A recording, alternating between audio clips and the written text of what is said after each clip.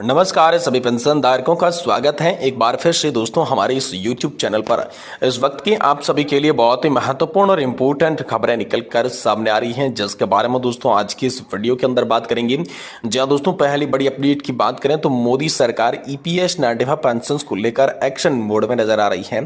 78 lakh pension धारकों को मिलेगी बड़ी खुशखबरी। तो आखिरकार मोदी सरकार के ऐलान के अनुसार 78 लाख पेंशन धारकों को कौन सी बड़ी सौगात, कौन सी बड़ी खुशखबरी मिलेगी और मोदी सरकार का एक्शन पेंशन को लेकर किस तरीके से देखने को मिला, इसके बारे में भी दोस्तों आज की इस वीडियो के अंदर संपूर्ण रूप से हम सभी को जानकारी दी जाएगी। वहीं दोस्तों बात कर सकते हैं कर्मचारियों को मिला दीपावली का तोहफा, वित्त विभाग ने जारी किया है इसके लिए आदेश, मिलेगा पुरानी पेंशन योजना का लाभ। तो आखिरकार कर्मचारियों को कैसे तोहफा मिला है, वित्त विभाग ने क्या आदेश जारी किया है और OPS योजना के लाभ को लेकर आखिरकार आप सभी के लिए क्या बड़ी खबर निकलकर सामने आ चुकी है, इसके बारे में भी दोस्तों आज की इस वीडियो के अंदर बात करेंगे। साथ ही बात करेंगे EPS 95 पेंशन स्कीम में कर्मचारी की मृत्यु होने के बाद बच्चों को कितने साल तक मिलती है पेंशन, इसको लेकर लेटेस्ट नियम जो है वो सामने आ चुका है, बड़ा अपडेट आया है। तो इसके बारे में विस्तार से दोस्तों आज की इस वीडियो के अंदर बात करेंगे। और वहीं दोस्तों आप सभी के लिए बात करने वाली हैं 63 वर्ष से ऊपर की पेंशन भोगियों की चमकी किस्मत, अतिरिक्त पेंशन में 10% की सीधी बढ़ोतरी, महंगाई भत्ते को लेकर आप सभी के लिए खुशखबरी आई है। तो कहां से दोस्तों आप जान सकते हैं कि DA है को लेकर आखिरकार आप सभी के लिए क्या लेटेस्ट अपडेट निकलकर सामने आ चुका है, इसके बारे में भी आज की इस वीडियो के अंदर बात करेंगे। यानी कि दोस्तों पेंशनधारकों से जुड़ी तमाम बड़ी खबरों की चर्चा आज की इस वीडियो के अंदर करेंगे। इसीलिए आप सभी से निवेदन करते हैं कि दोस्तों आज की इस वीडियो को आप लास्ट तक देखिएगा और साथ ही हमारे चैनल पर नए हैं तो दोस्तों चैनल को सब्सक्राइब जरूर कर लीजिएगा। तो चलिए बिना किसी देरी के पहली बड़ी खबर की ओर चलते हैं और बताते हैं कि 78 लाख पेंशनधारकों के लिए मोदी सरकार क्या यहां पर जो है खुशखबरी देने वाली है। मोदी सरकार किस तरीके से EPS 95 पेंशन योजना को लेकर एक्शन मोड में नजर आ रही है, इसके बारे में चलिए सबसे पहले बात करते हैं। तो दोस्तों पेंशन भोगी कर्मचारी पेंशन योजना 1995 के तहत सरकार से अधिक पेंशन की मांग कर रही है। इस संबंध में यहां पर जो है सरकार ने शुक्रवार को पेंशनर्स को आश्वासन दिया है कि कर्मचारी पेंशन योजना 1995 के करीब 78 लाख पेंशन भोगियों की न्यूनतम पेंशन बढ़ाकर 7,500 रुपए की जो मांग कर रही हैं।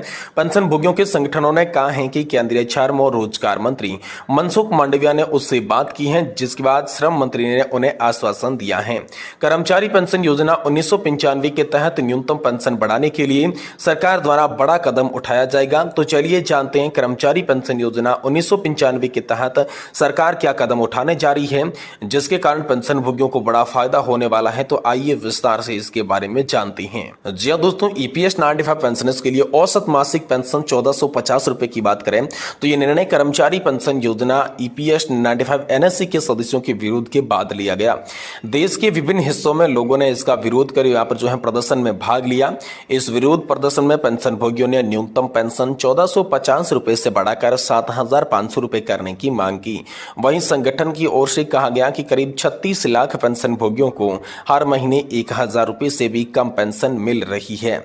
साथ ही दोस्तों बुढ़ापे में जीवन इसमें कठिन हो जाता है। समिति के अध्यक्ष अशोक राउत ने कहा कि श्रम मंत्री मनसुख मांडविया ने हमें आश्वासन दिया है कि पेंशन भोगियों की समस्याओं का समाधान सरकार द्वारा किया जाएगा। उन्होंने कहा कि प्रधानमंत्री नरेंद्र मोदी हमारी समस्याओं का समाधान ढूंढने के लिए प्रतिबद्ध है।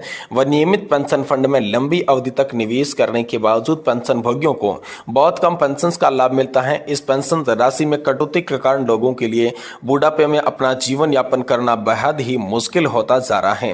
वहीं दोस्तों यहाँ पर हम सभी के लिए बात करें तो मोदी सरकार EPS 95 पेंशन योजना को लेकर एक्शन मोड में है। तो दोस्तों यहाँ पर जो है अध्यक्ष कमांडर अशोक राउत ने बताया कि कर्मचारी पेंशन योजना 1995 के तहत न्यूनतम पेंशन को बढ़ाकर 7,500 रुपए करने की मांग की गई है।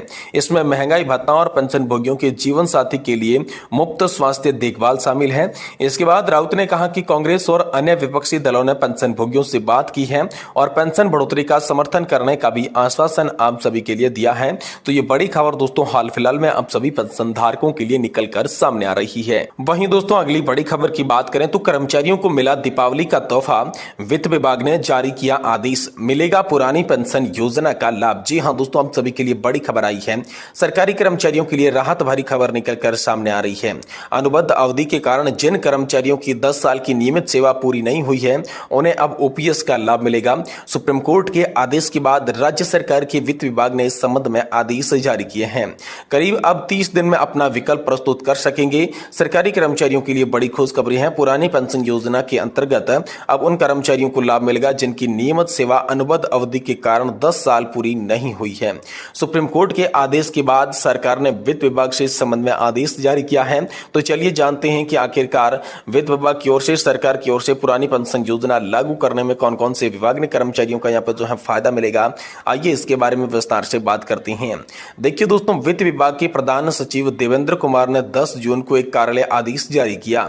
इस आदेश के अनुसार उन कर्मचारियों और पेंशनधारकों को जिनकी 10 वर्ष की नियमित सेवा अनुबंध अवधि के कारण पूरी नहीं हुई है, वह पुरानी पेंशन योजना का लाभ उन्हें मिलेगा। इस निर्णय से उन कर्मचारियों को बड़ी राहत मिली है जो अनुबंध सेवा के तहत नियमित किए गए थे। केवल वही अनुबंध कर्मचारी जो कि हिमाचल प्रदेश लोक सेवा आयोग और कर्मचारी चयन आयोग हमीरपुर के माध्यम से चयनित हुए हैं, ये लोग लाभ के पात्र होंगे। यदि किसी कर्मचारी ने पुरानी पेंशन योजना की बजाय नई पेंशन योजना का विकल्प चुना है तो वे अनुबंध सेवा की पेंशन की गणना के पात्र नहीं होंगे। अनुबंध और नियमित सेवा के बीच कोई ब्रेक नहीं होना चाहिए। सभी कर्मचारियों को अपने विभागाध्यक्ष के माध्यम से 30 दिन के भीतर विकल्प देना है। यदि कोई कर्मचारी नियमित होने से पहले अनुबंध अवधि में मृत्यु हो जाती है तो उसे पेंशन का लाभ नहीं मिलेगा। अब बात करते हैं कि एनपीएस और ओपीएस में अंतर की बात क्या है। तो ओपीएस में रिटायरमेंट के बाद अंतिम वेतन का आधा हिस्सा पेंशन के रूप में मिलता है। एनपीएस में पेंशन कर्मचारी के मूल वेतन का 10% योगदान होता है, राज्य सरकार 14% योगदान करती है। ओपीएस में पेंशनधारक की मृत्यु पर परिवार को पेंशन मिलती है और पेंशन पाने के लिए एनपीएस फंड में 40% निवेश करना होता है। वहीं ओपीएस में रिटायरमेंट पर 20 लाख रुपए तक की ग्रेजुएटी मिलती है। एनपीएस में ग्रेजुएटी का कोई स्थायी प्रावधान नहीं है। ओपीएस में महंगाई भत्ता हर 6 महीने में बढ़ता है। एनपीएस में महंगाई भत्ता लागू नहीं होता है। ओपीएस पेंशन पर कोई टैक्स नहीं देना पड़ता। एनपीएस में रिटायरमेंट पर शेयर बाजार के अनुसार मिलने वाले पैसे पर टैक्स देना पड़ता है।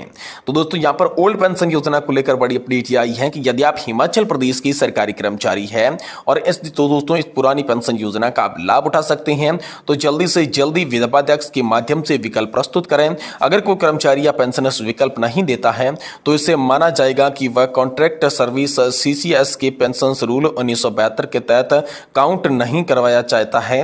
पुरानी पेंशन योजना के तहत हिमाचल प्रदेश के कर्मचारियों को राहत भरी खबर आई है। उनके भविष्य को सुरक्षित बनाने में ये पेंशन योजना जो है वो सहायक होगी। ये निर्णय न केवल कर्मचारियों के लिए बल्कि उनके परिवार के लिए भी फायदेमंद साबित हो सकता है। वहीं दोस्तों, अगली बड़ी खबर की बात करें तो ईपीएस 95 पेंशन स्कीम में कर्मचारी की मृत्यु होने के बाद बच्चों को कितने साल तक मिलती है पेंशन। जी हां दोस्तों, इसको लेकर बड़ा अपडेट आया है। कर्मचारी भविष्य निधि संगठन के लिए कर्मचारी पेंशन योजना 1995 से जुड़ा बड़ा अपडेट आया है। परिवार की आर्थिक परेशानियों का सामना दोस्तों मृत्यु के बाद नहीं करना पड़ेगा। इस ईपीएस पेंशन योजना के तहत कर्मचारी की मृत्यु पर उसे परिवार को लाभ मिलती हैं। आपको बताते हैं कि अगर किसी पेंशन भोगी की मृत्यु हो गई है तो उसकी पेंशन का 50% हिस्सा उसकी विधवा या फिर विधुर को दिया जाएगा। और ईपीएस 95 पेंशन योजना के तहत अगर किसी कर्मचारी की सेवा के दौरान मृत्यु हो जाती है, उसकी पत्नी या फिर पति को यहाँ पर न्यूनतम पेंशन 1000 रुपए प्रति माह दी जाती है। तो इसके अलावा मृतक सदस्य के बच्चों को 25 साल तक पेंशन जो है बाल पेंशन के रूप में लाभ मिलता है। यानी कि दोस्तों, ये प्रावधान भी दोस्तों आप सभी के लिए नई पेंशन योजना के तहत है। तो दोस्तों, आखिरकार अगर किसी सेवानिवृत्त या फिर सेवा में रहते हुए किसी कर्मचारी की मृत्यु हो जाती है तो उसकी पत्नी को या फिर दोस्तों उसके पति को और यहाँ पर जो है 2 बच्चों को 25 साल तक पेंशन मिलती है। ये ईपीएस 95 पेंशन योजना के अंतर्गत आप सभी के लिए जो प्रावधान है इसके बारे में हमने बात की है। अगर दोस्तों वीडियो की जानकारी आपको पसंद आई है तो वीडियो को आप लाइक जरूर करें। साथ ही अगर हमारे चैनल पर पहली बार विजिट कर रहे हैं तो दोस्तों चैनल को भी सब्सक्राइब जरूर कर लीजिएगा।